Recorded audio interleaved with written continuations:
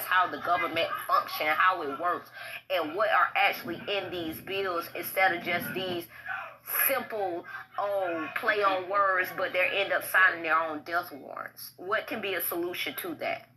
I feel like it's a big thing, because we could throw around to say that the Republican simplified messages, yes, they win elections, but it's to the detriment to our country. The debt and the deficit tells that story. But also there's an issue with Democrats as well. So what are we going to do? What is the solution at this point? Can somebody give any of?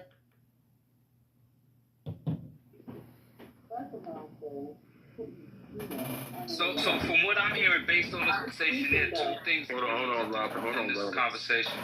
Wait, who's speaking? Yeah, you sound muffled. Thank you. So 212, you sound muffled. Hold on, Robert. Just mute yourself.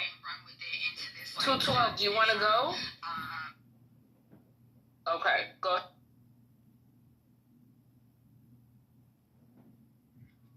I was going to jump in if he's not ready anymore. On the answering that question, where do I guess whoever we is, where does the Democratic Party, Republican Party, where does America go from here? Again, I think one lesson I learned from Donald Trump was that even running on this Epstein thing, I think is very apropos to this conversation. Spoke to something that the people wanted. MAGA, other people were like, yeah, we want that.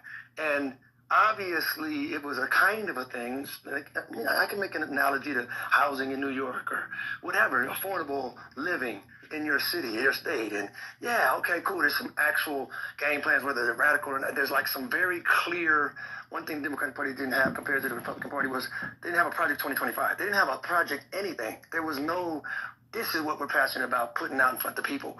And the people like that in general. So I think where we go from here is people learn that. So wait, look, Trump supporters liked Project 2025? Because a lot of them didn't even read it. They denied it. They didn't even know it existed. I think you guys are missing his point. Thank you. He's saying that they had a true north. They had an agenda. 1 second. When they got Can elected. you finish? Were you finished? No. I mean, I appreciate it.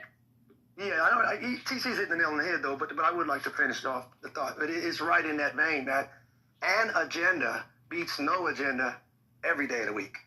I mean, some of the inferior talent, NFL, NBA, wherever, Little League, wins because they have a very clear agenda and they stick to it.